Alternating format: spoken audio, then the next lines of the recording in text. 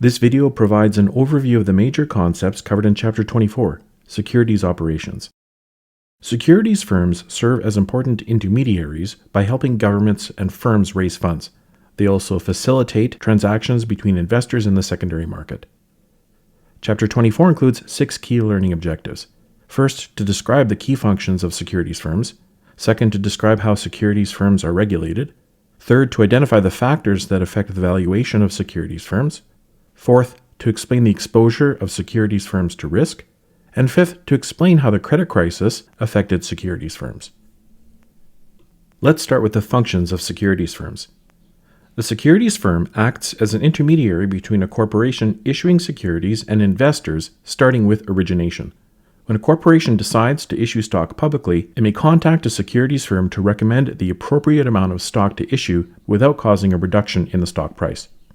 The original securities firm may underwrite a stock on its own or form an underwriting syndicate by asking other securities firms to underwrite a portion of the stock. Underwriting is essentially the process of facilitating the sale of the stock offering to the public on a best efforts basis. Once all agreements between the issuing firm, the originating securities firm, and other participating securities firms are complete, and the registration is approved by the SEC, the stock may be sold. The securities firm acts as an advisor throughout the origination stage of the IPO. Even after the stock is issued, the securities firm may continue to provide advice on the timing, amount, and terms of future financing. Securities firms are also hired to facilitate private placements of stock, whereby an entire stock offering may be placed with a small set of institutional investors and not offered to the general public. When facilitating a bond offering, a securities firm provides the same 5 main services as it does for a stock offering.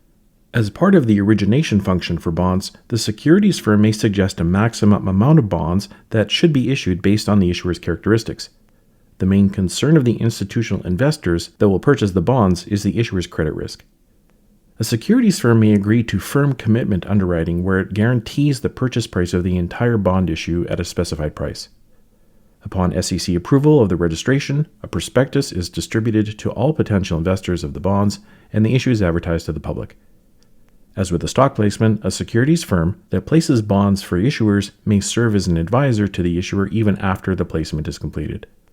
Most issuers of bonds will need to raise long-term funds in the future and will consider the security firm's advice on the type of securities to issue at that time.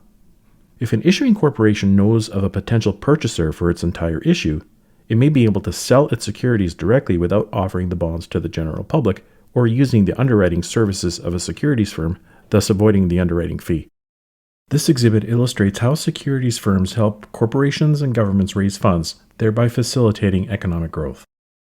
Some securities firms securitize individual mortgages by obtaining them from financial institutions that originate them, bundling them into packages or tranches based on their risk level, hiring a credit agency to assign a rating to the packages, and selling the packages to institutional investors.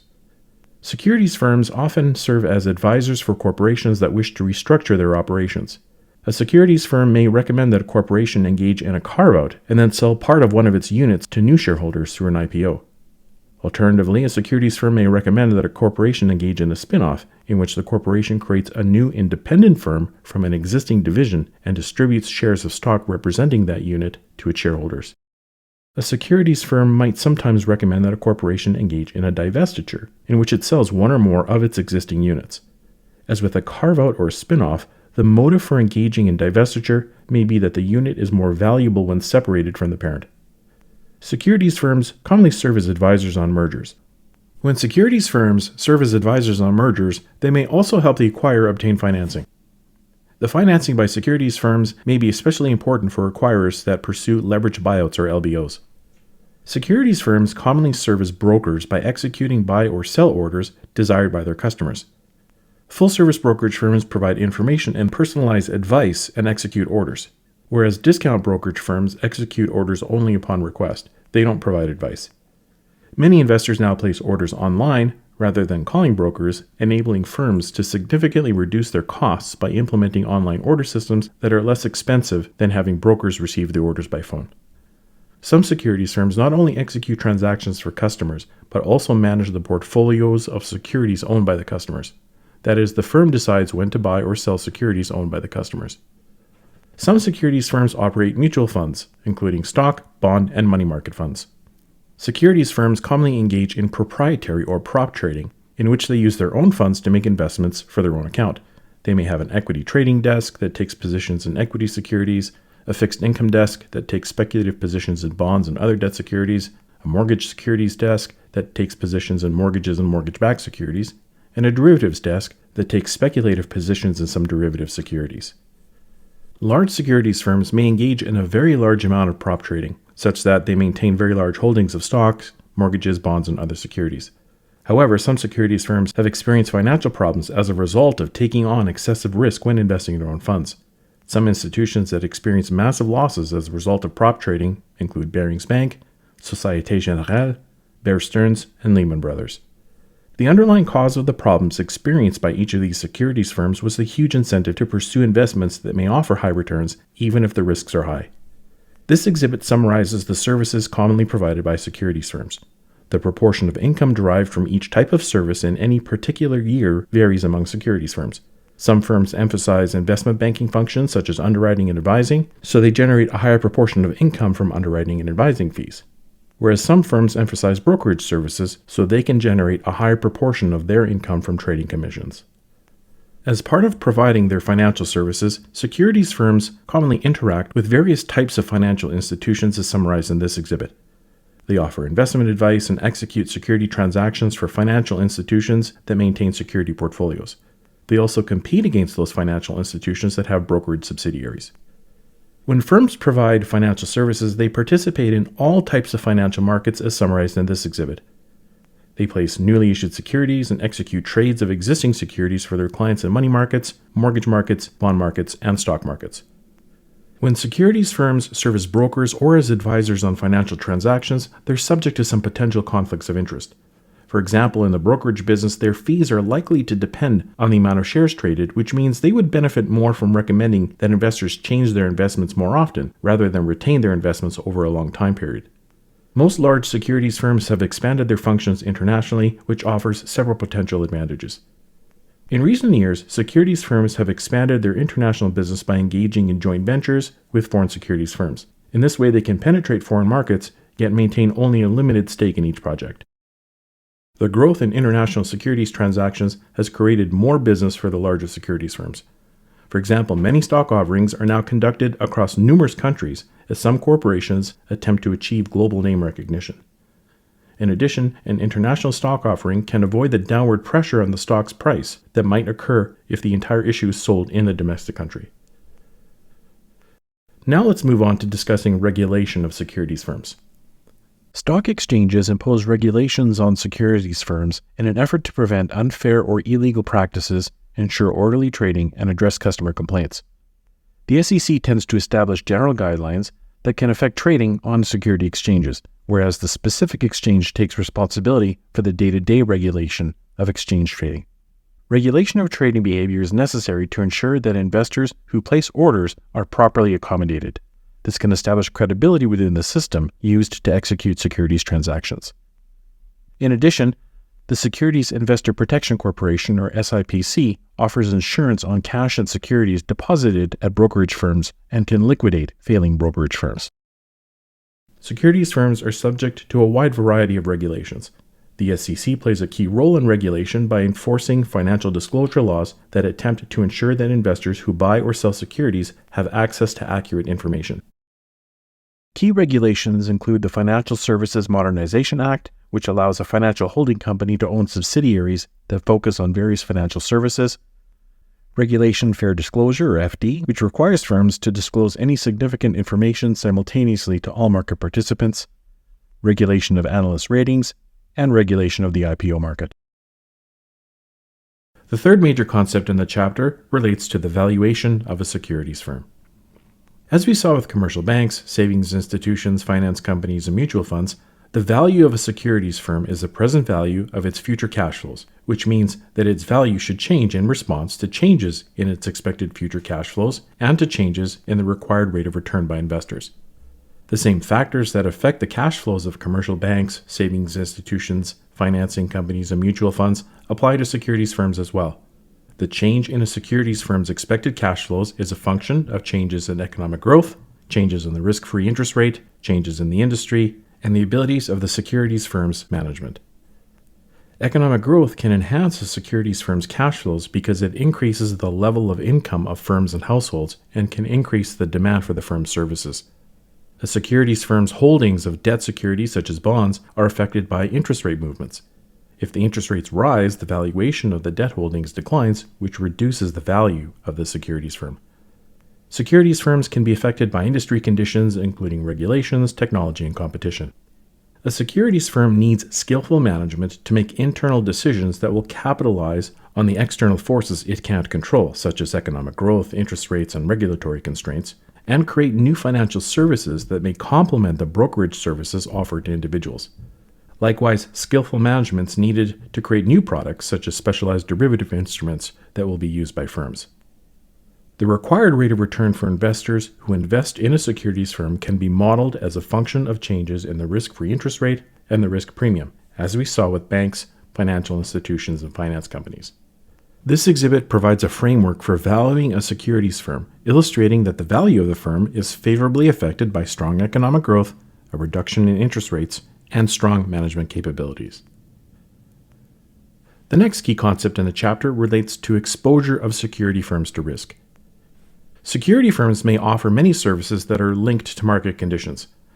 Although securities firms have diversified into different services, the demand for many of those services is tied to stock market conditions. Thus, the performance of most securities firms is highly sensitive to stock market cycles.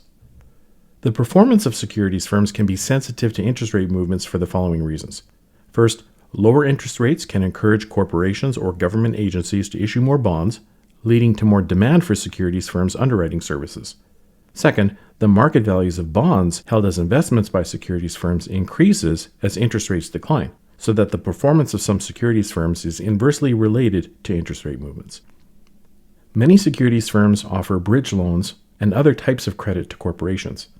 These firms are subject to the possibility that the borrower corporations will default on their loans. The probability of default tends to increase in periods when economic conditions deteriorate. Securities firms that invest in mortgages and other types of debt securities may be more exposed to credit risk. Many securities firms have operations in foreign countries. The earnings remitted by foreign subsidiaries are reduced when the foreign currencies weaken against the parent firm's home currency. In addition, the market values of securities maintained as investments and denominated in foreign currencies decline as the currencies weaken against the parent firm's home currency.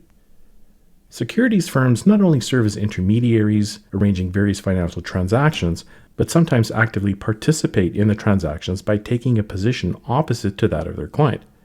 In this situation, securities firms must worry about whether the counterparty will fulfill its obligation. If the counterparty experiences financial problems, it might not be capable of making the large payment required under the contract, so the securities firm would not be able to receive what it's owed.